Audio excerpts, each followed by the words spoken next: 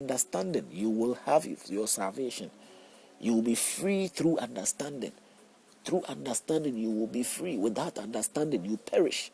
You are better off dead if you don't have any understanding. Because without understanding, that gives you the idea that it is necessary to interact, to talk about the make reason of what you believe. Make reason of what you believe. Don't just go out there and try to campaign and win people for anybody. Go out there to save your own self.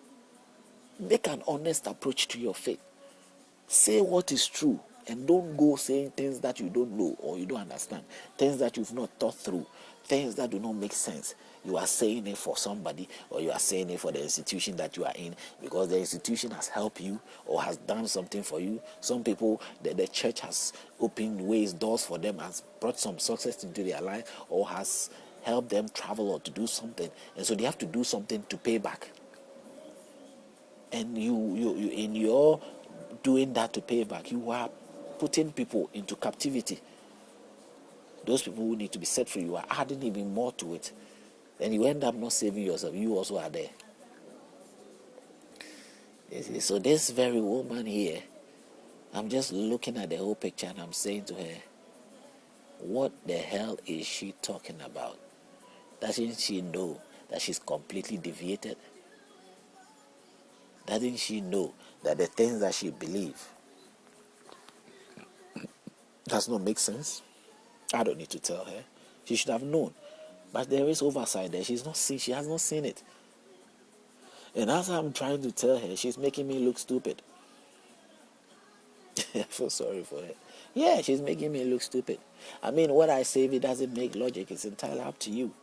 Because logic makes sense. And if you make sense, you are confident of anything you do. You do nothing in secret. But if you are doing something that does not make sense, you even find it that you are ashamed to sort of present it to anybody. You don't go and stand there and say Jesus loves you, Jesus said that, and the Bible said that. Every day you are led, you are pointing, you are sort of blaming, or you are just giving you are sort of giving the responsibility to a book. The responsibility that you are supposed to have, you are giving it to a book. The Bible say that you must do that and that. What do you say? I know what the Bible say, but what do you say? And as I'm saying to you, it is the Bible that has said that, this and that, and I explain to you my point of view and how I see it. The other person will say, the Bible says that you must obey God and follow God. As to why the Bible is telling you to follow God, is it reasonable that you should to follow God? Is God even the God that created you? No. The Bible says that Jehovah or Jesus Christ came for the Jews. What has it got to do with you? If you're a black person or you are from America or you are from Britain, what has it got to do with you? Why are you claiming something that did not come for you? He is the God of the Jew. He created the Jews. He didn't create you. So find out who created you. That is your task. And when you find out who created you, that's it. You have discovered your God. Maybe your God will reach you one day if he is there. So this thing is very, very tiring and very, very, it's a hassle to sort of come to a very conclusive end. But since I get there, I think you can too. I don't rule out your abilities that you'll be able to do that. I think you can. Anybody can. Because if I have been able to come to realize it, anybody can realize it. It's just a matter of the being not ended up into the wrong hands or the wrong person who will sort of try to pin it down your neck. But you need somebody who is open about it and will bring your mind to it if you are sort of, you are slipping into it.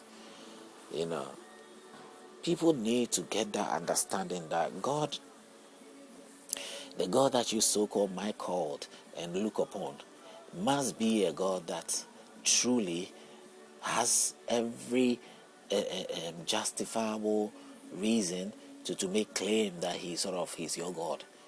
If Moses was to say that, oh, but how would I tell the Jews that it is the God that has sent me?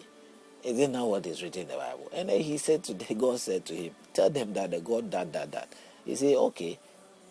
And what again? He says, okay, then put your hand there. These are the signs. And so the things he showed him, the Jews, they will recognize that truly it is God who sent him.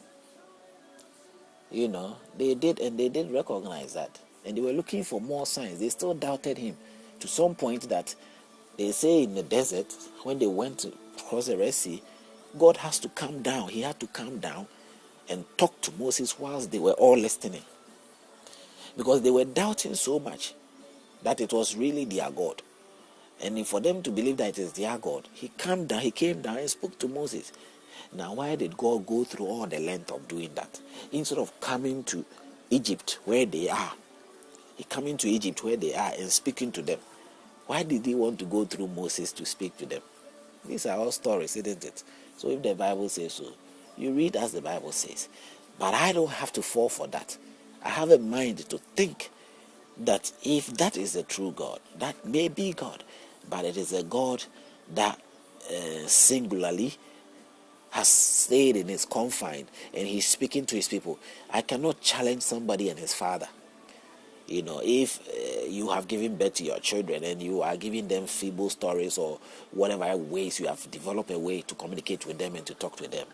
And I might be just a visitor, a friend standing there, and I see that what you are telling your children is just some sort of made up story. It's not true. It's just there's no valid facts to it. I mean, I do have any right to intervene and say, hey, you don't have to be lying to the children like that? No, I can't do that. It's not right. That is the way by which he wants to bring up his children, and he has every right to do that. It's between him and his children. He's telling them, I am your father. You have to respect me. And if I tell you to sleep, you sleep, because outside there's danger. Who am I to say anything? So the children will live to know only their father to be the only father they know in the entire world. Every respect to their father. Nobody else is a father to them but their father. And that's it. So the Jews have known their God. And their God is telling them that he wanted to speak to them through Moses. And the storyline they have presented, they see that it is their God. They accept that it is God, even though they were doubting. Now they say again that the story says that he came down and spoke to them. Now what have I got to do with that? I can't challenge it and say that, oh, are you sure that God really came down and spoke to you before and that and that? Okay, maybe he came and spoke to you. That's fine. That's your problem. But my God hasn't come down to speak to me that way. Okay, if he is God, fine. But he hasn't come down to speak to you. I don't need to make it up. Now, if my generation of fathers or forefathers told me some stories, that is what I have heard and I hold on to it. It's entirely up to me. But even if the story they've told me sound a bit like something that I can debate it or I can sort of refuse as time goes on, I have to do that. I don't need to fall for any story. Even the Jews themselves, many Jews don't fall for those of the stories. Some of the Jews are not necessarily practicing Judaism, neither are they practicing Christianity. They live in their own life. Because look at the things the Jews did. They've done horrible things. Horrible things. And they claim they go into heaven or they have a God and they are holy and they are blessed and they are chosen and whatever good things they say of themselves. Why should they say bad? Why should they talk bad things about themselves? Would you say bad things for yourself? No. So it is in context for them to say good things for themselves. But that doesn't make you a bad person or me a bad person. I have to also learn to say good things for myself and not to say bad things for myself. You have to learn to say good things for yourself and not bad things for yourself.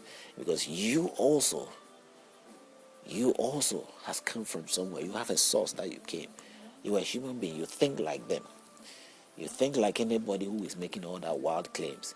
His smart move is that he's confident and he likes himself, he's happy with himself, self-sufficient with himself, and you aren't, because you are envying him, you are looking from another end, you are not looking at yourself and becoming pleased with yourself.